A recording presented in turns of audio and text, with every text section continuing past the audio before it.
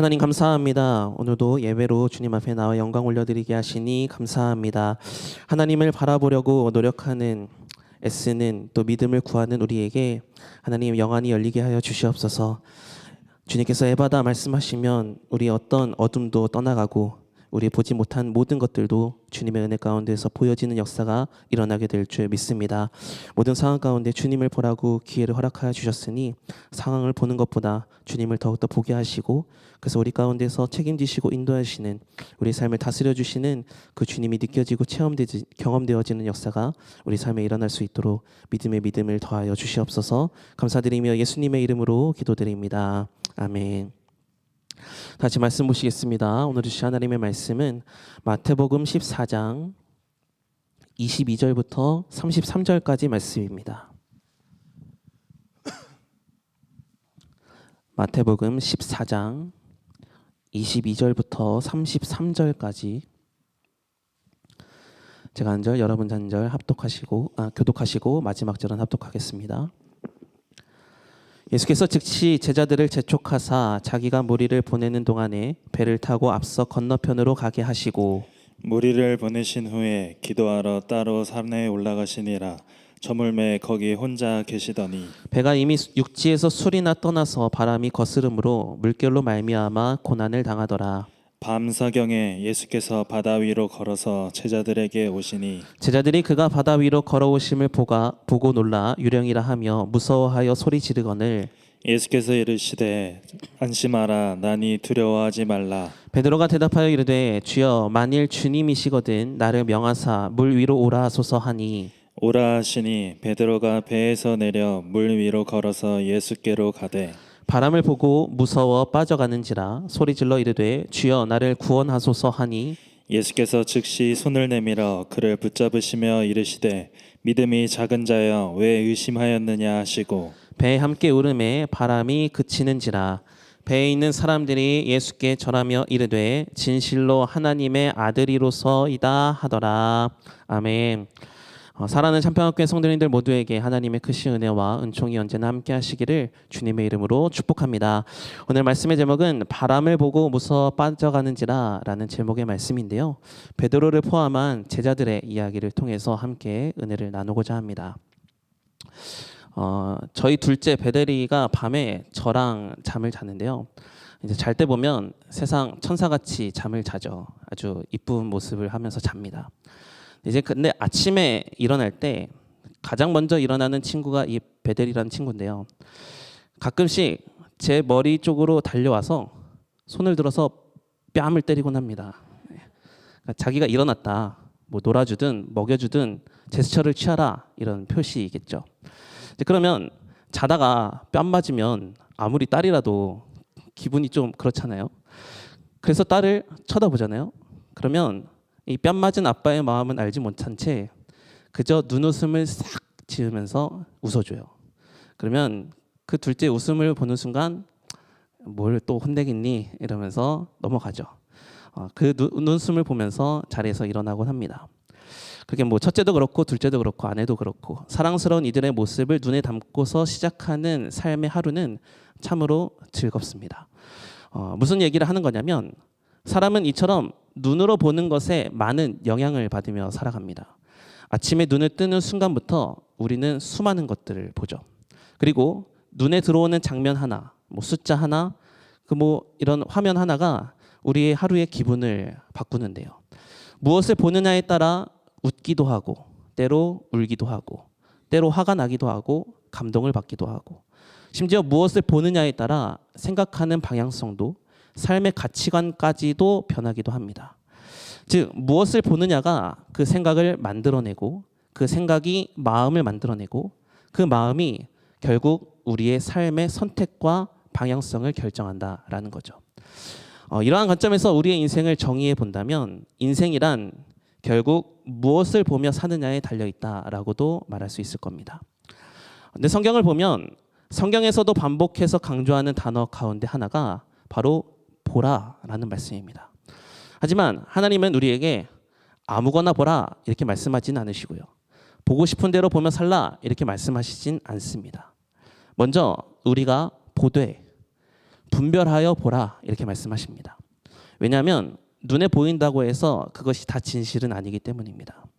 그래서 잠언 14장 12절과 잠언 16장 25절에는 글자 하나 틀리지 않고 똑같은 말씀을 반복해서 하고 계시는데요. 우리 한번 읽어보겠습니다. 잠언 14장 12절입니다. 시작.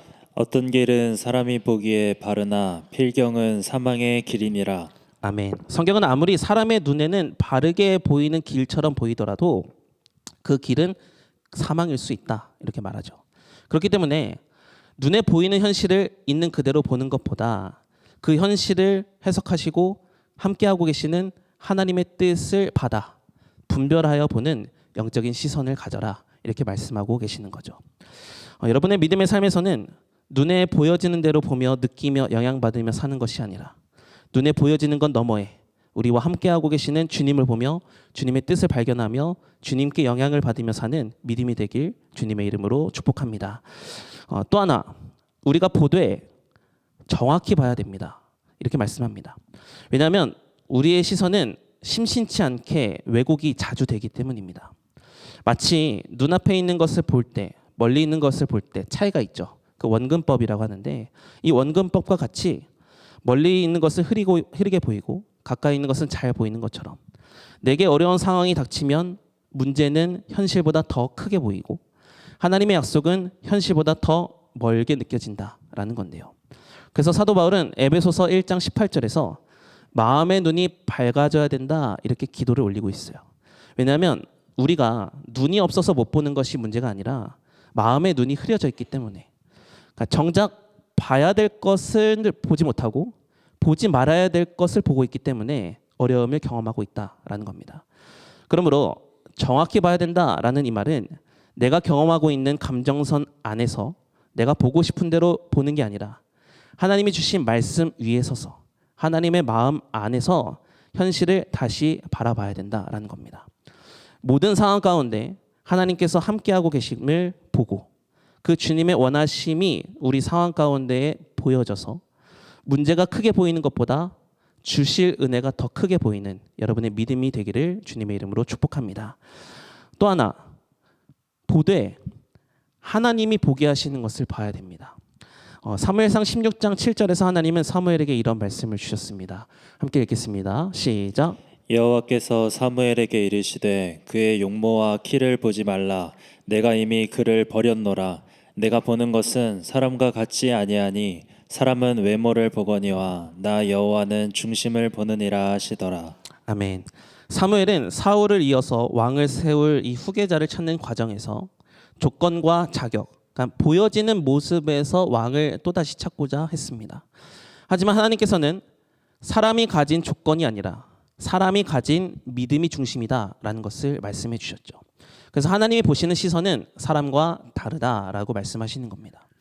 그래서 사람의 관점에서 보면 이 다윗이라는 사람은 아주 볼품없는 하카톤, 막내, 아주 하찮은 아들일 뿐이었지만 하나님의 관점에서 이 다윗은 충분히 이스라엘을 통치할 왕이 될 수 있는 믿음의 사람이었던 것이죠. 그러므로 믿음이란 시선을 바꾸는 겁니다. 문제를 보되 문제에만 시선이 머물러 있는 게 아니라 문제 너머에 계신 하나님을 보는 것. 아니, 문제 안에 함께하고 계시는 하나님을 보는 것. 이것이 바로 믿음이다라는 겁니다. 하나님은 모든 상황 속에서 하나님만 바라보도록 우리를 인도하고 계심을 믿으시기 바랍니다. 그러니 내게는 문제일지 모르겠지만 조금만 영적으로 생각을 해본다면 지금 내게 찾아온 문제들은 하나님을 주목하여 볼 수 있는 기회가 된다라는 겁니다. 오늘 본문은 바로 이 시선의 문제를 보여주고 있는 장면입니다.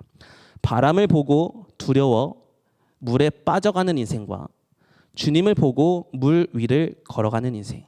그 갈림길이 어디에서부터 시작이 되는가? 바로 보는 것에서 차이가 있었다라는 거죠. 오늘 본문이 기록된 이 사건은 오병이어의 기적을 일으키신 직후에 일어났던 사건입니다. 그러니까 지난 시간에 말씀을 드렸지만 분명 오병이어의 이야기에서는 수많은 무리를 먹이시는 주님의 엄청난 역사가 있었고 또 예수님의 하나님 되심을 나타내는 그 하늘의 능력이 많은 무리들 눈앞에서 분명하게 드러난 사건이었습니다. 그런데 그 직후에 예수님은 제자들을 재촉해서 배를 태워 먼저 건너편으로 건너가게 하십니다. 그리고 이 장면을 조금 생각해 보면 이상하게 느껴질 수 있어요. 아니, 방금 전에 기적을 크게 일으키셨고 사람들은 그 예수님의 기적을 경험함으로 인해서 이제 메시아가 왔구나 이런 것을 느낄 수 있었고 예수님을 왕으로 삼으려고 한 만큼 분위기가 점점 예수님을 모시려는 그런 마음이 있었는데 예수님은 그 자리에 머물지 않고 떠나기를 힘쓰셨다라는 거죠. 오히려 제자들을 떼어놓으시듯 서둘러 배에 태워 보내시고 예수님 홀로 산에 올라가 기도하십니다. 왜 예수님은 이러셨을까? 아마도 예수님은 지금이 자신의 때가 아님을 아셨던 것 같아요. 예수님은 이 땅에서 반드시 이루어야 될 사명이 있음을 아셨는데 바로 십자가에서 모든 사람들의 죄를 대신하여 죽어야 되는 희생제물의 사역, 구원의 사역이 아직 남겨져 있음을 주님께서 아셨기 때문에 사람의 인기를 얻는 그 자리를 피해서 하나님의 뜻 앞에 서는 자리로 다시 나아가셨던 것이죠. 그러면서 동시에 마찬가지로 제자들에게도 이미 은혜를 많이 받았잖아요. 근데 이미 받았던 은혜의 자리에만 머무는 신앙이 아니라 또다시 살아내야 될 현실 속에서도 또다시 믿음으로 살아내야 된다. 이것을 가르쳐 주시기 위해 그들을 먼저 배에 태워 건너편으로 보내셨던 겁니다. 근데 오늘 보면 24절의 말씀을 보면 제자들이 아주 뜻밖의 상황을 마주하게 됩니다. 우리 24절의 말씀 한번 읽어보겠습니다. 시작. 배가 이미 육지에서 술이나 떠나서 바람이 거스름으로 물결로 말미암아 고난을 당하더라. 아멘. 제자들은 바다 한가운데서 지금 거센 바람과 파도에 휘말리게 되었다라고 말하죠.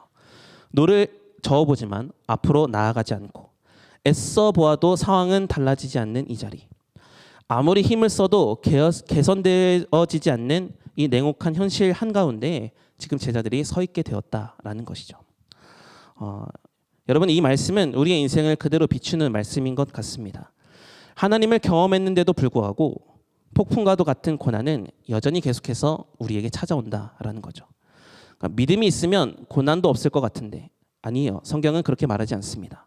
말씀의 은혜를 받은 사람도 고난을 경험하고요. 기도의 응답을 받은 사람도 또다시 문제를 경험합니다. 심지어 오늘 본문에 이 문제를 경험한 자들은 예수님의 제자들이었어요. 제자들은 예수님과 동거동락하면서 예수님, 하나님 나라의 가르침을 받았던 사람입니다. 그러나 그들도 동일하게 문제, 고난을 경험했다라는 거죠. 그런데 이제 여기서 하나의 더 중요한 질문을 해봐야 되는데요. 만약 우리가 은혜를 받았음에도 불구하고 정작 우리 삶에 장착되어 있는 시선이 하나님이 아니라면 어떻게 되는 것일까? 그 순간부터 우리의 마음은 흔들리기를 시작한다라는 겁니다. 주님이 아니라 상황을 보는 순간 더 이상 믿음이 내 삶에 영향력을 주지는 못한 채 상황이 더 기준이 되고 환경이 판단의 기준이 되고 두려움이 점점 내 생각과 감정을 지배해서 영적인 판단력을 흐려버리게 만든다. 바로 오늘 본문에 기록하고 있는 제자들의 모습이 바로 이런 모습이었다라는 겁니다. 제자들이 폭풍이라는 험난한 문제를 경험하고 있는 그때 예수님께서 그 폭풍 속으로 친히 찾아오셨습니다. 비록 폭풍이 찾아와 제자들의 삶은 혼란하고 있지만 주님은 그 혼란한 폭풍을 뚫고 제자들 가운데로 걸어오고 계셨죠. 그러나 오늘 본문에서 드러내고 있는 중요한 문제 중 하나는 베드로를 포함한 모든 제자들이 폭풍 가운데 찾아오신 예수님을 예수님으로 보지 못했다라는 데 있습니다. 오히려 제자들은 예수님을 보고 어떻게 외치는가? 26절의 말씀 한번 읽어보겠습니다. 시작. 제자들이 그가 바다 위로 걸어오심을 보고 놀라 유령이라 하며 무서워하여 소리 지르거늘. 제자들은 지금 예수님을 보고 뭐라고 외쳤어요? 유령이다 라면서 외쳤습니다. 즉 지금 주님을 은혜의 대상, 믿음의 대상으로 바라보는 게 아니라 두려움의 대상으로 오해하고 있었다라는 겁니다. 분명 예수님은 제자들을 살리기 위해 그곳으로 오셨는데 제자들은 시선이 여전히 폭풍에만 치우쳐 있었기 때문에 예수님의 오심조차도 두려움의 형태로 보이게 된 것입니다. 이것이 오늘 본문이 보여주는 시선에 대한 무서운 결과물입니다. 주님은 여전히 우리 가운데 찾아오시지만 우리가 무엇을 보고 있느냐에 따라서 주님의 오심이 누군가에는 위로가 될 수가 있고 누군가에게는 두려움이 될 수도 있다라는 겁니다. 자, 그렇다면 어떤 시선이 있을 때 주님의 오심이 공포가 아니라 위로가 되게 될까요? 두려움이 되지 않는 시선은 상황보다 주님을 먼저 보는 시선이 있을 때 가능합니다. 제자들이 주님의 오심을 보고도 두려워했던 이유는 예수님께서 어둠 가운데서 찾아오셨기 때문이 아닙니다. 또 사람이 생각할 수 있는 한계를 뛰어넘어서 초자연적인 힘으로 물 위를 걸어서 오셨기 때문도 아닙니다. 여전히 제자들의 눈은 폭풍에 사로잡혀 있었어요. 그래서 주님의 모습조차 자신이 경험하고 있는 폭풍 중 일부로 보였던 겁니다. 그러니까 이 말을 좀 반대로 해보면 은혜를 경험할 수 있게 되었는데요. 만약 우리의 시선이 하나님께만 고정된 사람이라면 하나님의 오심은 언제나 구원이며 은혜로 다가오게 됩니다. 왜냐하면 우리에게 마주하고 있는 문제는 오히려 하나님이 주시는 은혜의 기회가 되는 것임을 깨닫기 때문입니다. 우리 주님은 나를 해치기 위해 오신 분이 아닙니다. 나를 오히려 살리려 오신 분임이 믿어지기 때문에 그런 고백을 할 수 있는 거고, 그런 시선을 가지고 있으면 어떤 문제 속에서도 믿음을 잃지 않게 되는 것이죠. 그래서 히브리서 12장 2절에서는 이러한 말씀을 드립니다. 함께 읽겠습니다. 시작. 믿음의 주요 또 온전하게 하시는 이인 예수를 바라보자. 그는 그 앞에 있는 기쁨을 위하여 십자가를 참으사 부끄러움을 개의치 아니하시더니 하나님 보좌 우편에 앉으셨느니라. 아멘. 여러분, 믿음의 싸움이라는 것은 뭐 환경을 개선하는 그런 게 아니라 우리의 시선을 지키는 싸움입니다. 우리가 오늘 무엇을 보고 사는지에 따라 하나님의 임재가 두려움이 될 수도 있고 은혜가 될 수 있다라는 것이죠. 여러분, 오늘 본문을 통해서 주시는 이 말씀, 우리 가운데 찾아오는 문제들을 애써 보지 말아라 이런 뜻은 아닙니다. 더군다나 그 문제들만 정확하게 봐라 이런 말도 아닙니다. 정작 봐야 할 주님을 보지 못하고, 아니 주님만 보지 못하고 보지 않아도 될 문제만 보는 시선을 가지고 산다면 어쩌면 우리는 신앙을 갖고 있는 그리스도인이라 할지라도 어리석은 신앙인이 될 수 있다라는 것이죠.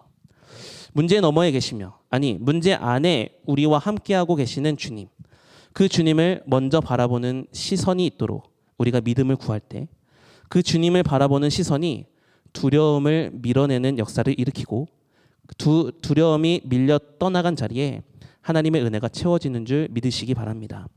그리고 그런 믿음의 시선이 있어 하나님의 역사에 체험을 받는 여러분의 삶이 되기를 주님의 이름으로 축복합니다. 계속해서 오늘 본문을 보면 폭풍 가운데 유령이라고 말하고 있는 그 제자들을 향해 예수님께서 이런 말씀을 하고 계십니다. 27절의 말씀 우리 읽어보겠습니다. 27절 시작. 예수께서 즉시 이르시되 안심하라 나니 두려워하지 말라. 아멘. 예수님은 지금 폭풍을 경험하고 있는 제자들이 예수님의 음성, 자신의 음성을 듣고 즉시 예수님을 보기를 원하셨습니다. 왜냐하면 지금 제자들이 경험하고 있는 이 문제는 분명 눈에 파도가 보이고 있기는 하지만 주님의 음성을 듣고서 시선을 주님께로 두면 해결되는 문제임을 주님께서 아셨기 때문입니다. 그래서 파도를 향해 먼저 꾸짖으신 게 아니라 제자들을 보시면서 먼저 말씀하셨던 것이죠. 그러자 그 주님의 음성 앞에서 베드로가 이렇게 반응을 합니다. 28절의 말씀 같이 읽겠습니다. 시작. 베드로가 대답하여 이르되 주여 만일 주님이시거든 나를 명하사 물 위로 오라 하소서 하니. 아멘. 폭풍을 경험하고 있는 중에서 들리는 그 주님의 음성이 들렸어요. 그러자 베드로는 곧바로 믿음의 반응을 보였는데 자신의 판단과 계산, 이성, 상식으로 생각하는 게 아니라 그동안 주님과 함께 훈련을 받았던 대로 주님의 음성을 들었을 때 주님을 본다. 이 믿음의 반응을 보이려고 선뜻 노력하는 모습이 보이고 있습니다. 그런데 베드로는 분명 믿음의 반응을 보였고 폭풍 가운데서 들려온 주님의 음성 앞에 자신의 모든 것을 내려놓고 주님을 따르며 주님께 한 걸음 내디디려고 합니다. 그때 주님께서 베드로에게 이런 요청을 하세요. 29절 보세요. 예수님께서 뭐라고 하시죠? 오라 하시니 이렇게 하시죠. 주님께서 아무 조건도 없이 아무 설명도 없이 그죠? 베드로가 물 위를 걷겠습니다. 저보고 오라 해주세요라고 요청했을 때 그 기회를 허락하세요. 오라. 그래서 베드로는 배에서 내려 물 위를 걷기를 시작합니다. 여전히 문제는 주어져 있었고 파도는 일렁이고 있었지만 베드로는 믿음으로 반응한 그대로 주님의 음성을 들었고 그 주님을 바라보며 불가능해 보이는 자리로 발을 내딛었습니다. 그러나 이후의 내용을 보면 성경은 이렇게 기록하고 있습니다. 우리 30절의 말씀 읽어보겠습니다. 시작. 바람을 보고 무서워 빠져가는지라 소리질러 이르되 주여 나를 구원하소서 하니. 아멘. 여기에 동사가 하나 나오고 있는데요. 바람을 보았다 이렇게 말씀하고 있어요. 사람은 당연히 물 위를 걸을 수 없죠. 그럼에도 불구하고 물 위를 걸었다가 빠진 것 이런 게 아닙니다. 그러니까 물 위에 발을 내딛었던 순간에는 은혜 가운데서 물 위를 걸을 수 있었어요. 그러니까 상식적으로는 이해할 수 없지만 믿음으로 간구한 그대로 응답을 받아서 하나님의 은혜로 걸으려고 결단했더니 믿음으로 사라지고 있었다라는 겁니다. 근데 이제 문제는 뭐냐? 얼마 가지 못해 눈에 계속해서 보여지는 파도와 바람을 보고 주님을 향했던 그 시선이 떠나서 보여지는 상황에 집중하게 되는 그 순간 베드로가 물에 빠지게 되었다라는 겁니다. 사실 우리는 이런 실수를 얼마나 자주 범하는지 모릅니다. 홍해 앞에서 길을 만들어 달라고 기도하고 악인에게 사방에서 우겨싸움을 당한다 하더라도 하나님 구원해 달라고 기도하고 불가능한 상황에서 주님이면 가능합니다 라고 고백은 하지만 삶의 현장에서 치열한 삶의 한계들을 마주할 때마다 또다시 돈을 보고 사람을 보고 계산을 하고 조급해하며 상황에 머물러 있는 우리의 모습. 어쩌면 그것은 우리 안에 하나님께서 부어주시는 은혜를 온전히 잃어버렸기 때문이 아니라 하나님을 향한 시선을 잃어버렸기 때문에 스스로 자초하여 물에 빠지는 신앙생활을 할 때가 있다라는 거죠. 그러므로 계속 말씀드리지만 우리의 신앙의 싸움은 문제가 있느냐 없느냐의 싸움이 아닙니다. 지금 내 인생에 폭풍이 있느냐 없느냐의 싸움이 아니고요. 지금 내가 무엇을 보고 있느냐의 싸움입니다. 종종 우리는 하나님의 은혜가 더 많이 필요합니다 라고 고백하는데요. 한번 생각해 볼게요. 우리는 이미 충만한 은혜를 많이 받았습니다. 지금 정작 우리에게 필요한 것은 더 큰 은혜가 아니라 하나님을 향한 어지러진 시선을 회복하는 것이 아니겠는가라는 겁니다. 주님은 여전히 우리 가운데 계시고 여전히 말씀하여 계시며 여전히 우리 가운데 손을 내밀고 계십니다. 여전히 우리의 기도를 응답해 주셔서 믿음으로 결단하며 살겠다는 그 결단대로 실제로 삶을 살아낼 수 있도록 하늘의 능력을 우리에게 허락하여 주시는 분이 바로 우리 하나님이십니다. 그렇기 때문에 오늘 다시 한번 정직하게 우리의 믿음을 돌아봐야 돼요. 나는 지금 무엇을 보고 있는가? 주님을 보고 있는가? 아니면 주님만 보고 있지 않은가입니다. 만약 우리가 어떤 상황에 환경에 처해 있더라도 주님을 향한 시선만 놓치지 않는다면 그 순간부터 우리의 삶은 하나님께서 전적으로 책임져 주실 줄 믿습니다. 왜냐하면 하나님께서 문제를 사라지게 하시는 게 중요한 게 아니라 문제가 있어도 하나님이 내 삶을 끝까지 붙드시고 책임지시기 때문입니다. 주님께 우리의 시선이 있는 한 우리의 인생은 결코 방치되지 않음을 믿으시기 바랍니다. 사랑하는 성도 여러분, 오늘 말씀을 통해 하나님께서 우리에게 분명히 들려주시는 음성이 있습니다.